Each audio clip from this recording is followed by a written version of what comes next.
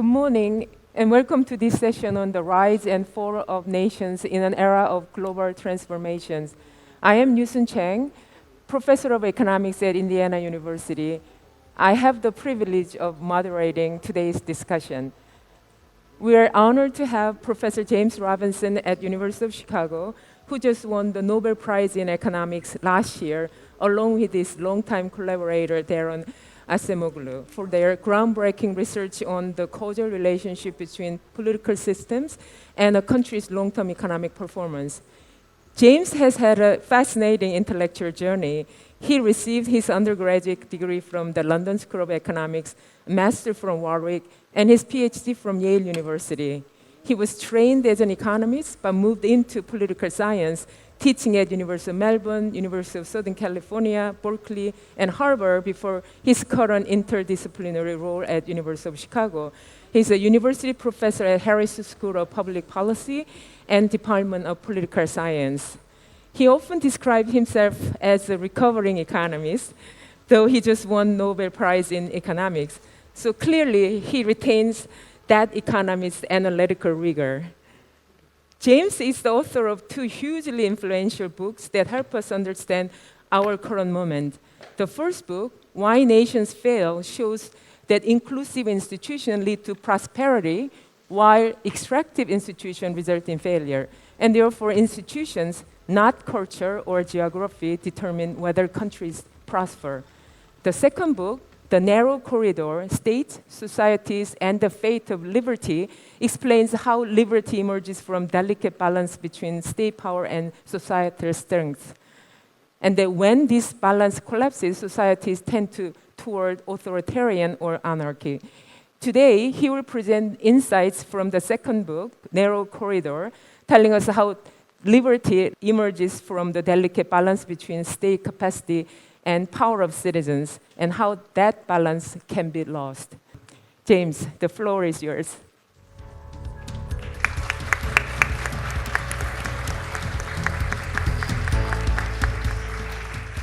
Okay, marvelous. Thank you very much for that introduction, and I'm super happy to be here. Ooh, okay. Right, so I'm going to talk for 20 minutes. Let me talk for about 10 minutes about the framework in my book, The Narrow Corridor, and then, I was tasked to applying it to thinking about the kind of challenges, shall I say, in the world today. What does it say about the situation in the world today? Okay, so that's what I'm going to try to do. So the way we kind of introduce the book is to talk about liberty. And so here's two kind of claims, okay, two empirical claims. One comes from the John Locke's Second Treatise of Government, which is a kind of universal claim, which I'll come back to right at the end with the last slide, which is that humans want to live in liberty. What did John Locke mean by that? Well, you could call this negative liberty. Okay? He called liberty a state of perfect freedom where people are in a state of freedom to order their actions and dispose of their possessions and persons as they see fit without asking leave or depending on the will of any other man. So this would be a definition of negative liberty. People aspire to that. You could say that's a kind of empirical claim. We could argue about it, but we can discuss that. Okay? So whether or not that's true, I think we can agree with the second claim, probably much less contentious empirically, which is there's an awful lot of variation in the world in the terms of, to what extent do people live in that sort of liberty. Whether you like it or not, you can see there's a lot of variation. So our theory is trying to think about where does that variation come from. Okay, so let me sort of jump straight into that and say, okay, there's variation in liberty in the world. What could create variation in liberty? Okay? And I think the first case that usually jumps into people's minds when you start talking about this is a situation where when the state dominates society, that tends to be a situation where there's illiberty according to this definition. Okay, so, when George Orwell wrote his great book, 1984, he said, Big Brother is watching you. It wasn't technologically possible for Big Brother to watch you in 1948 when the book was published, but now it is. Okay, so if you go in Tiananmen Square, Big Brother is watching you. Okay, so this seems to be a situation where there's illiberty, according to John Locke's definition, right? But of course, the whole world isn't like that. In fact, I spent most of my time working in countries that are very different from China in Latin America or sub-Saharan Africa, where it's almost the opposite, okay? So just to take a topical example, Yemen. Okay, so Yemen in the Arabian Peninsula, Big Brother is definitely not watching you in Yemen. In fact, it's almost the opposite situation. The state is extremely weak, almost non-existent in Yemen, but society is very powerful and very organized, okay? So you could think of a sort of the polar opposite case, not where the state dominates society like in China, but where society dominates the state. You know, here's a picture of northern Yemen, you know, where every boy has a dagger, you know.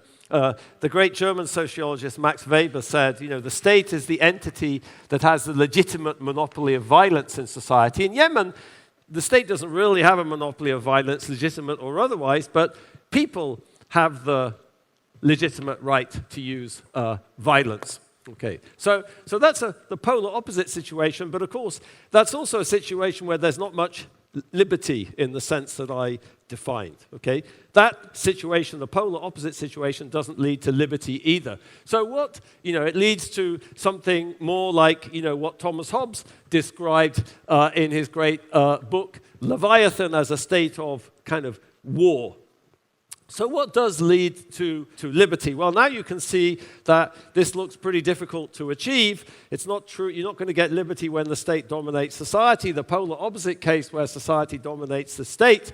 So what we claim is that in the middle, where there's a kind of balance between the power of the state and power of society, that's where what we call there's a narrow corridor, that's where liberty emerges. Okay, so we put this together in a diagram. On the horizontal axis, we have the power of society. On the vertical axis, we have the power of the state. You can have kind of two boundary equilibria. You know, on the vertical axis, you could think of this, I motivated it by China, where the state dominates society. On the other axis, you could have a boundary equilibrium where society dominates the state. And in between, there's this sort of There's a basin of attraction where the state and society balance each other, okay? And that's the claim, that's where liberty emerges and other things too, okay? So that's the sort of framework we developed, okay? So here, I have some kind of the usual suspects. You could say in the corridor, we could talk about the emergence of liberty in Western Europe or North America historically, but since we're in Korea, let me talk about Korea, because you could put that up there and you could ask the question, well, the book kind of argues that for liberty to emerge, you have to sort of get into the corridor. You have to attain this balance between the state and society, okay? So then the historical question is, well, why did some countries get into the corridor and other countries not get into the corridor? And how did Korea get into the corridor, for example? Okay, so let me talk about the Korean case. Okay, so in terms of that diagram. Well, if I thought about the history of Korea, and you could ask, okay, what about the nature of the state? How did the state relate to society? How was society organized? I think, modulo my ridiculously inadequate understanding of Korean history, you see it's a kind of mixed picture, If you go to the old imperial palace, just around the corner, there's a whole series of stones, you may have seen those, that mark how close could you come to the emperor depending on your social rank. Okay, so this was pointed out, this was the 9th, so there's a social ranking that allowed you to get closer or further away from the emperor. So this was a pretty sort of hierarchical state. Some of you may have noticed that I'm extremely interested in, particularly my 10-year-old son, Adrian, is particularly interested in K-pop demon hunters as a cultural and kind of social science phenomena. So I have to put up a photograph of that. The hat, there were sumptuary laws. Only elites could wear the hat. So that looks like a state pretty dominant in society, but there's other things about Korea that are interesting, like the Hunmoon, okay? So if you watch K-pop Demon Hunters, you know that it's a very sort of collectivist society. People are working together towards a collective goal. You may not have seen the social science aspect of this, but if you think about it, there's a collectivist aspect to Korean society that's very sort of interesting. So that's about the society and the cohesion of the society. You could say social capital. Think of the 1998 gold collecting incidents where Koreans came together and they gave their gold to kind of bail the state out. That's a strong society in our vision, okay? So it's historically mixed, I would say, okay? But I think, for me, the pivotal moment in the sort of emergence of modern Korea would be the 1940s, the 1950s, agrarian reform. So after the Second World War, there was this very radical agrarian reform. I don't have time to go through the numbers, but you can see here that 50% of land was owned by 4% of the landowners before agrarian reform. So that agrarian reform kind of creates a much broader basis for, I would say, an inclusive society in the 1950s. Okay? It's not just agrarian reform. There's educational reform. You can see if I went back to the 1950s, average years of schooling. This is, of course, the Barrow and Lee data set. Since we're here in Korea, I should be advertising the Barrow and Lee data set, very distinguished Korean economist. Back in the 1950s, educational attainment measured by average years of schooling was below the world average. Korea rockets up. It just overtook the United States. So there's an enormous expansion of education, kind of spreading human capital. So there's a big, I would think about this in terms of strengthening the capacity of society immensely. So if I was thinking about the historical dynamics of Korea, I think I would start in this period and say it's a bit unclear where Korea was with respect to the corridor historically, but at least in the 1950s, 1960s maybe, you see this, I would say, a dramatic increase in the power of society relative to the state. So Korea sort of gets into the corridor in the 1950s, 1960s, and then in the corridor, this dynamics happen, the interaction of state and society. That's what we call the Red Queen effect. And it's that dynamic that takes Korea up in the corridor, creating the economic miracle, creating the kind of social and cultural miracle as well. Okay? How do I know that? Well, a book that I enjoy very much by Professor Liu here sort of exactly is about this. Okay? Here's his chapter 6. Once in the corridor, he talks about generalized reciprocity between the strong state and the strong society. So that's exactly the dynamic in our book, the strong state and the strong society pushing each other and getting stronger in that competition. Okay. So that's, the Red Queen effect. That's this interaction between states and society which gets going in the corridor. Okay. I told a kind of historical story. You could think of those conditions in Korea in the 1940s and 1950s. There was a lot of disruption, the end of Japanese colonialism, the Second World War, the Korean War. There was a sort of flux in which modern South Korea sort of emerged as a society. But I think if you look at the other historical accounts, you see that, this may be difficult to attain. It may be difficult to get into the corridor.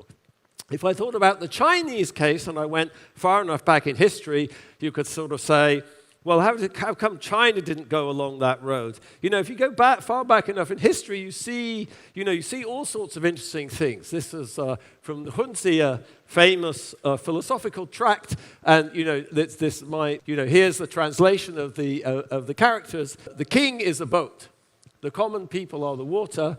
The water holds up the boat. The water sinks the boat. So there's the image of a kind of interaction between the state and society, the water and the boat, kind of in balance. If the boat gets out of control, the water sinks the boat. Okay? So there's if I go back far enough, a few thousand years, 2,500 years, 3,000 years, there's sort of a balance between state and society. But then what happens in China, of course, is a new model takes over. A new model gets traction, famously associated with the legalist philosophers. His Shang Yang, very different image appears. When the people are weak, the state is strong. Hence, the state that possesses the way strives to weaken the people. Okay? And that's sort of the way it's been in China for the last 2,500 years. You know, currently, the state is weakening people through something called the social credit system, micromanaging everyone in society. Okay, so and I think when you see the Chinese dynamics, you know, from the perspective of our book, you sort of understand the Yemenese dynamics. Like, how come Yemen created a society like that? Or why is it that so many parts of the world, the society dominates the state?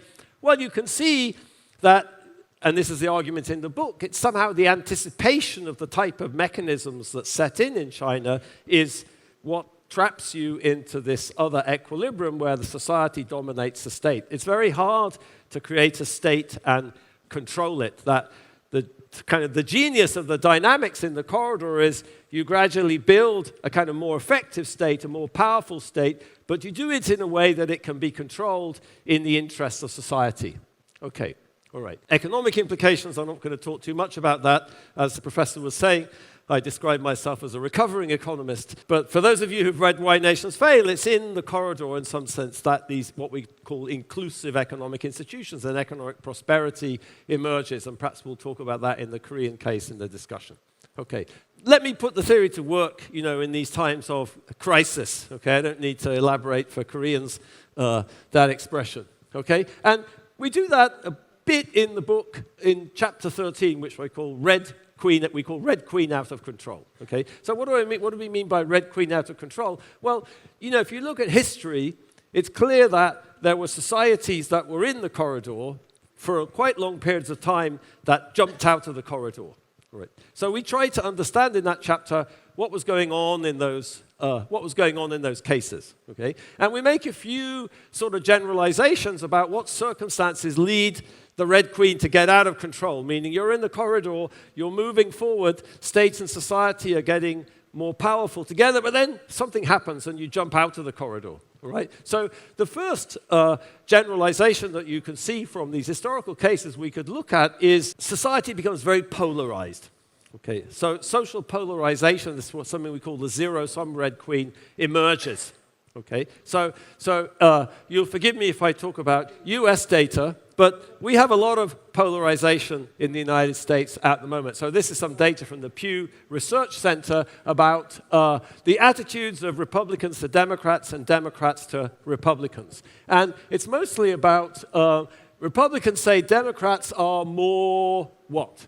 Closed-minded, dishonest, immoral, unintelligent, lazy, and the other way around. So what you see in this picture is there's enormous polarization in the sense of stereotypes spreading about your political opponents. So Democrats are more and more having negative opinions about Republicans and vice versa, and this has got enormously worse over the last 10 years. Okay, so one could look at polarization in many other ways. You know, this is from also from the Pew Research, just kind of, you know, doing a word count of just, you know, asking people how they would discuss US politics, how they think of US politics, and you can see one of the most common words that people use in the United States now to talk about politics is divisive, corrupt, messy, polarized, there's polarized, bad. Okay, so this is just unprompted how people talk about the political situation. Okay, so there's polarization for you. What we also observe in these cases is that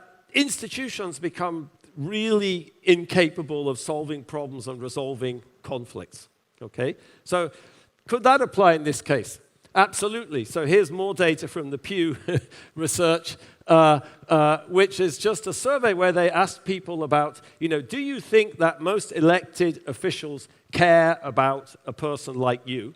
And what the data says, on average, and this is true across genders, age, race, whatever, about 85% of people say that elected politicians don't care about somebody like me.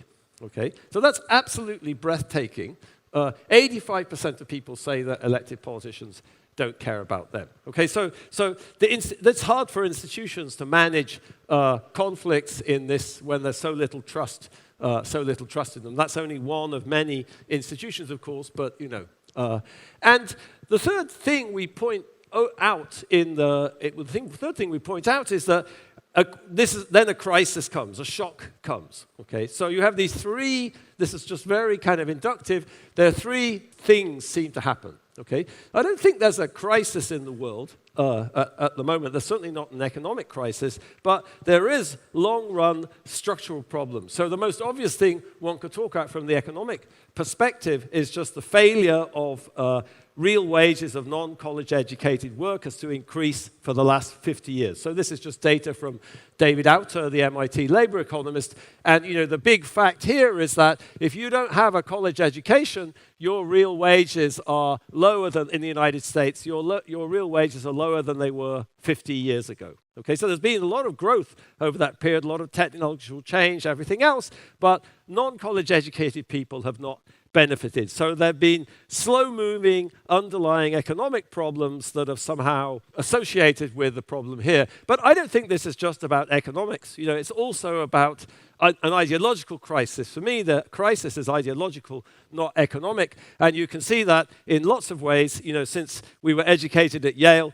I'm not sure if you ever read this book, but in 1951, William Buckley Jr., who was one of the sort of founders of modern American conservatism, studied at Yale, and afterwards he wrote this book called God and Man at Yale about how Yale professors were a bunch of kind of communist, atheist communists, you know. So this antagonism towards the liberal establishment. So for me, it's a kind of ideological crisis about the whole kind of modern liberal society. Okay, so last slide. So I would say, you know, where are we now? The good news is that at least what's happened in the United States, in some sense, is a kind of democratic backlash against many of these problems. The bad news is it's a very uninstitutionalized backlash because the institutions don't inspire confidence. So when the institutions don't inspire confidence, then there's a lot of scope for a non-institutional solution to problems, okay? So I would say, you know, just to conclude, you know, there's a lot to talk about. It's a very perilous moment in world history for someone like me